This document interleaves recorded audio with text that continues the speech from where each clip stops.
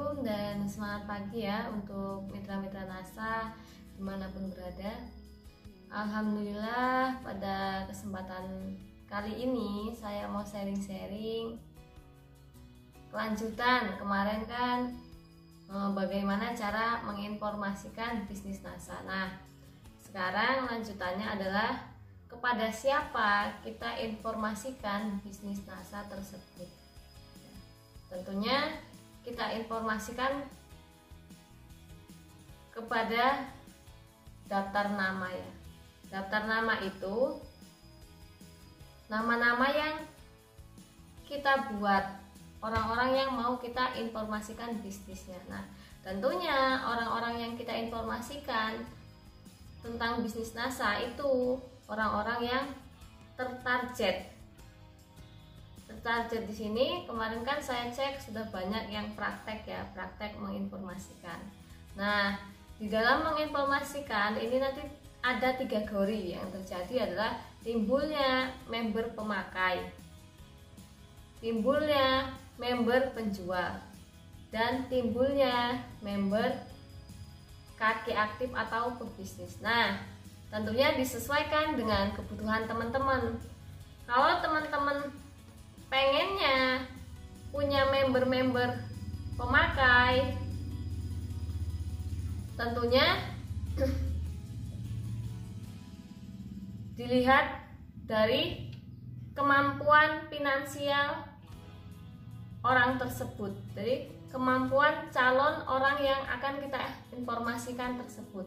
Karena kalau dia member pemakai, tentunya nanti dia akan menjadi seorang pemakai dalam produk NASA, gitu ya.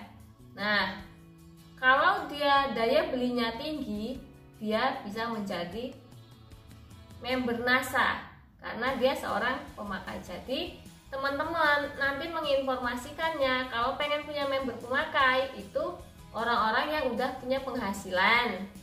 Nah, satu. Yang kedua, misal para petani. Kalau para petani ini tidak perlu kita informasikan bisnis ya. Kalau para petani, kalau kita mau menembak petaninya langsung, menembak produk. Tapi kalau kita mau menginformasikan bisnis, kira-kira orangnya ini pengetahuannya luas dan lain-lain, boleh kita informasikan bisnis. Tapi kalau ini petani tulen, nanti kita informasikan bisnis malah bingung. Lebih baik kalau petani itu kita buatnya gini, kita buatnya itu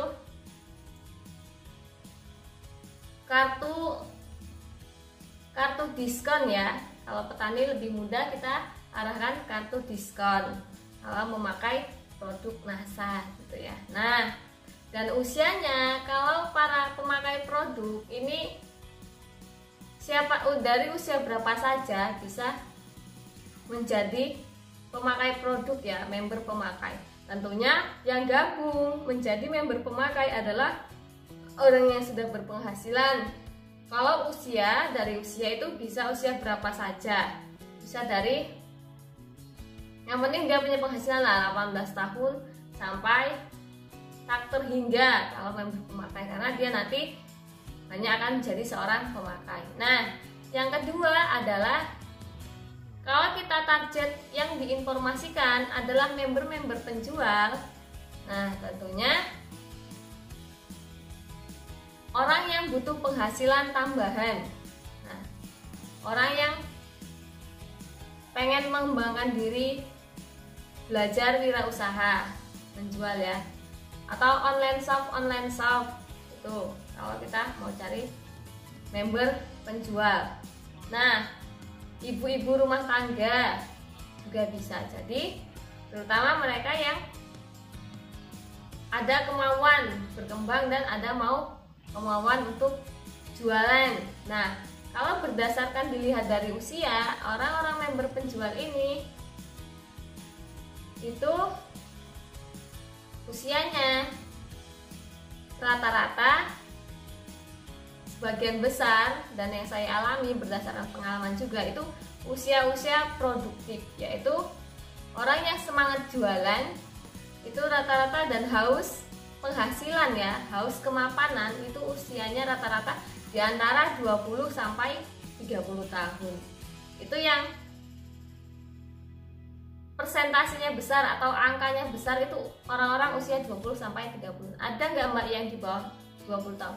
Ada, tetap ada, karena sekarang anak-anak sekolah itu sudah melirik bisnis NASA dan sudah banyak yang menjalaninya untuk menjadi penjual, bahkan sudah ada yang menjadi stokis NASA ya. Anak-anak sekolah itu, stokis NASA itu adalah tempat belanjanya para distributor. Nah, Mbak, tapi ada yang usia 35 saya masih jadi penjual? Ada memang.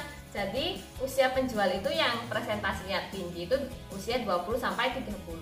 Karena usia tersebut usia haus kemapanan ya, butuh kemapanan. Dan kalau usia 30 sampai 40 itu ada, tapi presentasinya lebih kecil ya. Nah, begitu juga kalau teman-teman pengen menginformasikan dan menemukan ya, menginformasikan dan menemukan kaki aktif atau distributor inti atau orang-orang yang ingin mengembangkan bisnis NASA, itu berdasarkan pengalaman saya di usia produktif. Usia produktif itu contoh ya, sekarang itu banyak di data stokis-stokis itu usianya rata-rata yang banyak mendominasi itu usia 20 sampai 30 tahun. Nah, karena di usia 20 sampai 30 tahun ini banyak tekanan ya. Contohnya yang orang menikah, baru menikah kan butuh penghasilan lebih, yang biasanya penghasilan sendiri, atau laki-laki dan perempuan bekerja, suami atau istri dua-duanya bekerja, kebutuhan semakin meningkat. Nah, dalam tekanan ini apakah mereka pasrah atau mereka tertantang untuk mencari penghasilan? Sebagian besar dan masih energik-energiknya, masih agresif-agresifnya mencari kemapanan di usia 20 sampai 30. Nah, dan terbukti banyak stokis NASA itu pertumbuhannya cepat didominasi pada usia 20 sampai 30 tahun. Kenapa di usia seperti itu? Karena gini ya, contohnya bisa nggak Mbak dibawa, contohnya gini ya, bisa nggak Mbak usia 18 tahun? Bisa, tapi nilai angkanya itu presentasinya lebih kecil. Karena contoh ya, usia 18 tahun gabung. Nah, nanti kalau dia pengen jadi pebisnisnya, pengen jadi stokis NASA ya, itu 18 tahun misal meraih stokis, dia fokus dalam 2 tahun, masuklah di usia 20 tahun. Nah, dan berdasarkan pengalaman saya juga dulu itu gabung NASA itu pada saat usia 20 tahun, yaitu pada tahun 2016. Karena di situ saya bekerja, saya merasa punya penghasilan dan pengen penghasilan lebih, serta saya itu pengen kebebasan waktu karena saya orangnya bosenan. Jadi saya harus sambil saya bekerja, saya harus mempersiapkan penghasilan dan usaha ini yang saya jalani dulunya. Harapan saya NASA mampu menjadi pilihan kedua saya setelah bekerja. Jadi ketika saya sambil bekerja, saya sambil membangun NASA. Nah, dan itu juga terjadi pada suami saya, Mas Agus Suratno ya. Mas Agus Suratno itu tahun 2009 sudah bergabung di NASA, dan pada saat tahun 2009 suami saya juga itu usianya 21 tahun. Jadi usia haus penghasilan, haus kemapanan itu usia-usia 20 tahunan. Nah, Mbak, saya banyak downline yang usianya 20 itu malah belum lirik bisnis NASA. Nah, itu nanti banyak faktornya ya. Faktornya, jadi nggak semua orang yang gabung di NASA itu kan pengen jadi pebisnisnya gitu ya. Jadi ada yang pengen jadi pemakai, ada yang pengen jadi penjual, dan semua kita terima karena semua itu adalah mitra kita gitu ya. Nah, tapi kalau pengen jadi stokis, kita harus menemukan dulu orang yang mempunyai impian lebih besar. Nah, Mbak, kalau saya udah usia 30 ke sana nih, udah 40-an, bisa nggak saya jadi stokis NASA? Bisa. Nah, di data juga dan di member-member kami itu tetap ada orang-orang yang sudah usia mapan ya, secara penghasilan malah rata-rata sudah mapan, itu pengen jadi stokis NASA dan sudah ada yang bisa membuktikannya. Nah, tetapi ketika teman-teman udah usia 30 ke sana, 35 sampai 40, itu yang diinformasikan itu adalah kalau kita pengen menemukan kaki aktifnya itu usia-usia, jadi di bawahnya itu usia-usia muda, usia 20 sampai 30 tahun. Kenapa? Karena kita udah usia 40 nih, kita punya membernya usia 40 juga yang kita informasikan. Jadi membernya usia-usia 40 juga. Itu nanti biasanya ketemunya ya member-member pemakai dan penjual. Bagus nyumbang omset tapi tidak ada pertumbuhan. Kenapa saya bilang tidak ada pertumbuhan? Karena ada saatnya kita jualan itu rame banget, ada saatnya jualan itu sepi ya. Jadi di NASA ini keuntungannya kita membangun sistem menjadi stokis NASA dengan kita menemukan lalu membentuk seorang distributor inti, maka terjadilah yang namanya pertumbuhan omset gitu ya. Nah, kalau kita hanya pemakai dan penjual ya seperti yang saya alami dulu dan sekarang ada beberapa yang mengalami hal yang sama seperti saya. Karena dulu saya itu belum paham.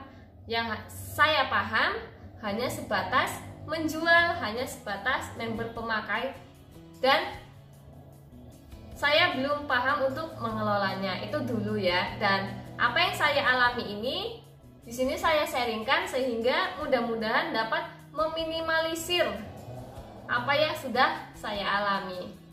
Jadi kalau ibu-ibu teman-teman itu udah usia 35, 40, carilah member yang di bawahnya ini. Kalau kaki aktif, pengen menemukan kaki aktif yang mau bertumbuh itu usia 20 sampai 30. Karena pengalaman dan di jaringan kami itu ada kalau usianya sudah mapan ya, secara penghasilan dia udah mapan, usia udah mapan, tapi dia pengen mungkin punya pensiunan. Kalau membernya sama-sama usia 40, itu nanti biasanya bisa jadi stokis NASA itu bisa, tapi nanti pertumbuhan ke bawahnya itu berat. Karena untuk menjadi stokis NASA itu nanti kita itu harus mau belajar, terus harus mau praktek. Dan kalau membernya jauh seperti kami, Mas Agus ya punya kami dan Mas Agus punya member di Tangerang seperti Mas Triyono kan, kaki aktifnya di Tangerang. Mau nggak mau dari Banjarnegara ke Tangerang itu 12 jam. Karena kami membangun, mendampingi, jadi kami selalu meluangkan waktu untuk ke Tangerang. Nah, kalau teman-teman udah usia 35, 40 tahun, kira-kira mau, mampu, atau ada waktukah di usia segitu? Kan gitu kan. Karena kalau udah usia 40 ini udah pikirannya udah pecah banget, mana anak, suami atau istri gitu ya. Nah, tapi kalau usia 20 sampai 30 tahun atau single, membangun bisnis ketika single itu lebih cepat karena pikirannya belum pecah. Nah, itulah kenapa dulu Mas Agus membangun bisnis saat single, saya juga membangun bisnis saat single, dan teman-teman lain ketika membangun bisnisnya saat single itu relatif lebih cepat. Jadi saran saya, teman-teman yang udah usia mapan dan penghasilan mapan, penuhi dalam menjalankan bisnis. Kita tetap memakai member pemakai, memakai member penjual, dan untuk pertumbuhan saya sarankan pilihlah yang usia-usia produktif karena mereka itu yang kesana kemari belajar masih nyantol dan masih lincah seperti itu. Jadi kalau usia mapan di bawahnya harus usia muda-muda gitu atau variasi lah. Jadi nanti variasi, ada yang usia muda, ada yang usia produktif 20 sampai 30 tahun, ada yang usia mapan. Nanti teman-teman bisa menilai sendiri. Ini berdasarkan pengalaman saya dan apa yang ada di data di jaringan saya.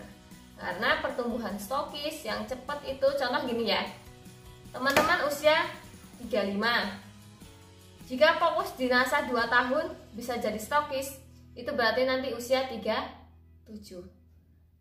Kalau usia 40, baru gabung usia 40 ya, baru gabung usia 40, nanti dia kalau dia 2 tahun stokis ya, usia 42. Kan ya bisa usia 42, tapi kan dia udah nggak energik lagi, udah kesana kemari, nanti kalau usia mapan itu biasanya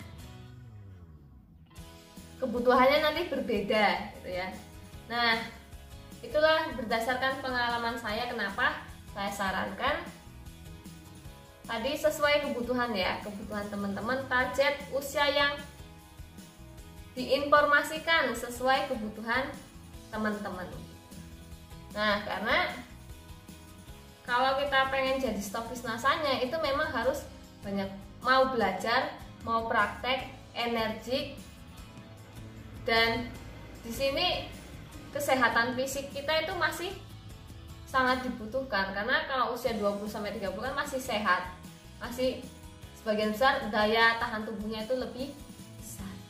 Kalau udah usia 40, kadang kan ya udah mulai tidur di keramik, udah mulai masuk angin, pakai kipas angin udah mulai masuk angin gitu ya. Jadi kesana kemari itu sudah tidak maksimal. Bukan berarti tidak bisa ya, tapi tidak maksimal. Mbak, ada nggak yang usia 50 tahun jalani NASA bisa jadi stokis NASA? Saya pernah ketemu dulu stokis NASA itu malah udah usianya 60 tahunan, tapi saya rasa dia gabungnya sudah lama banget. Berarti usia sekitar 40 tahun dia gabung gitu ya. Nah, dan itu angkanya jarang.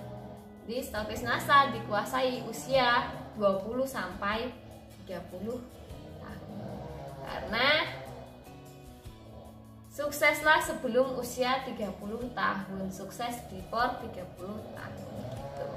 Nah, paham ya, kalau kita pengen jadi member menginformasikan member pemakai tadi usia tidak terbatas, dan yang utama dia punya penghasilan. Kalau member pemakai itu ya boleh kita informasikan bisnis, nanti dia maunya jadi member pemakai boleh, terutama dia punya penghasilan, itu yang paling utama, karena dia mau jadi pemakai produk dan arahkan semua. Kalau dia member penjual, tentunya yang orang yang butuh penghasilan, suka jualan, dan kalaupun dia belum pernah menjual, kalau dia mau belajar dia pasti bisa. Ya, itu kalau member penjual itu usianya biasanya juga usia produktif.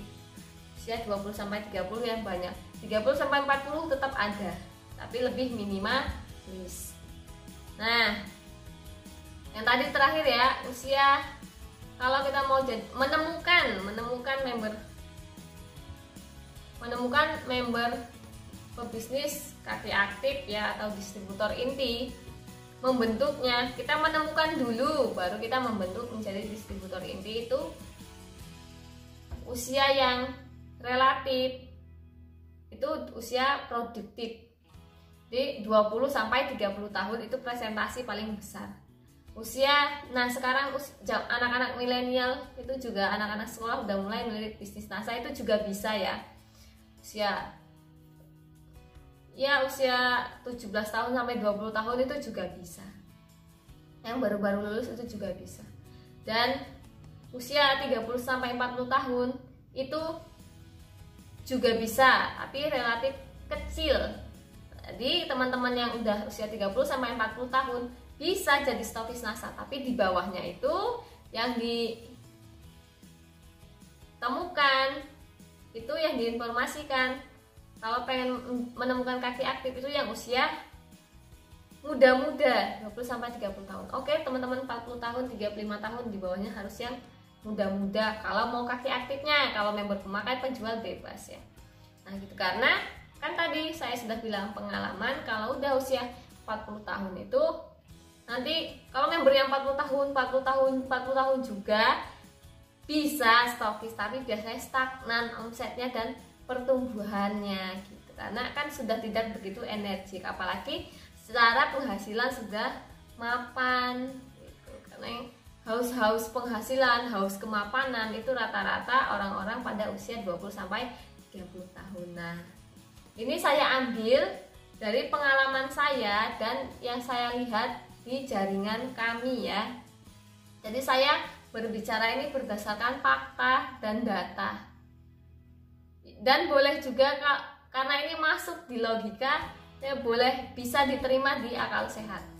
Nah, contohnya gini, ketika kita masih single, kita kesana kemari bebas. Apalagi namanya membangun ya, kita perlu ekstra, lebih dari penjual, lebih dari seorang penjual. Nah, dan saya sarankan kalau teman-teman mau membangun bisnis atau mencari member pemakai, penjual, bisnis itu yang lingkungan sekitar dulu, se-RT, se-RW, se-desa, kabupaten, provinsi. Kenapa? Banyak keuntungannya. Dalam kita membangun, kita itu perlu namanya dekat, erat, akrab. Jadi ketika ketemu itu mudah, ketika pertemuan itu mudah. Karena pengalaman saya, membernya jauh-jauh, dengan harapan saya itu nanti di satu kota, setiap provinsi ada stokis saya, jaringan saya.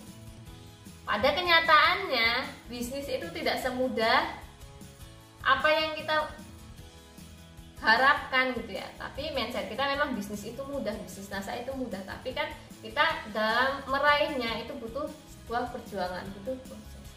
Berat. Kalau member kita jauh itu bisa, tapi berat, tergantung orangnya masing-masing, tergantung personalnya masing-masing menyikapinya. Karena kalau membernya jauh, kita itu komunikasinya harus lebih intens. Bisa nggak Mbak member jauh itu sukses? Jauh dari upline sukses? Banyak ya, banyak, tinggal orangnya. Nah, tapi kita juga follow up-nya lebih ekstra. Kita yang biasanya kalau ketemu tinggal ngomong, kita harus telepon terlebih dahulu. Kalau diajak ke pertemuan yang deket-deket lebih mudah. Jadi informasinya lebih cepat yang deket-deket gitu ya. Nah, itu Mbak, kalau saya perantauan, bisa nggak Mbak? Kan saya belum pada kenal nih dengan orang sekitar. Dulu saya juga merantau di Jogja. Saya pendatang di Jogja. Caranya, dulu saya memaksimalkan Facebook, memaksimalkan grup. Dulu grup Facebook belum seketat sekarang ya, dulu itu. Jadi saya bermain, menginformasikan, menjual dari saya menemukan member-member di Jogja tersebut. Nanti karena ketemu dan saya ikut tinggal di situ, nanti kita walaupun menginformasikan menjualnya online ya di media Facebook, tapi nanti kita ketemunya offline. Jadi kita membangun kedekatan. Contohnya dulu Mas Triono di Tangerang itu kan juga pendatang, dan beliau juga menginformasikan sebagian besar online ya. Dan ada nggak Mbak yang offline? Ya ada, orang-orang yang sudah dikenal. Jadi semua itu bisa, tinggal kita memaksimalkan diri kita ya, memaksimalkan, kita fokus pada solusi. Jadi Mbak, kalau orang-orang yang udah kita kenal yang jauh, boleh nggak Mbak kita informasikan? Ya boleh. Nanti soalnya kalau nggak kamu informasikan, bisa diinformasikan orang lain, malah jadi membernya orang lain gitu ya. Nah, tetapi kita lihat mana yang lebih agresif, mana yang lebih butuh gitu. Nanti kita punya kaki aktif yang prioritas gitu ya. Jadi saya sarankan yang deket-deket, jadi mudah. Tidak. Jadi teman-teman yang ya rata-rata ya sebagian sudah ada yang mengalami seperti saya, punya member jauh-jauh, untuk berkembangnya itu kurang maksimal ya. Memang di awal kalau membernya jauh-jauh itu omsetnya gede, orderannya gede-gede, tapi lama-lama itu sangat memprihatinkan lama-lama, karena banyak problem-problem yang menyebabkan omset itu turun drastis ya. Dan semua itu memang kembali ke personalnya. Nah, itu ya. Usianya tadi sudah, dan saya sarankan yang dekat dulu, karena kita perlu usung tor ke para upline. Mbak, kalau saya jauh dari upline bagaimana? Nah, itu benar ya, bisnis NASA itu kesuksesannya sebagian besar dipengaruhi oleh sikap. Jadi sikap kita di situ bagaimana? Sikap kita ya bersyukur, sudah dikenalkan dengan NASA. Tinggal kita mau bersyukur, mau lebih bersyukur atau melihat rumput tetangga lebih hijau gitu ya.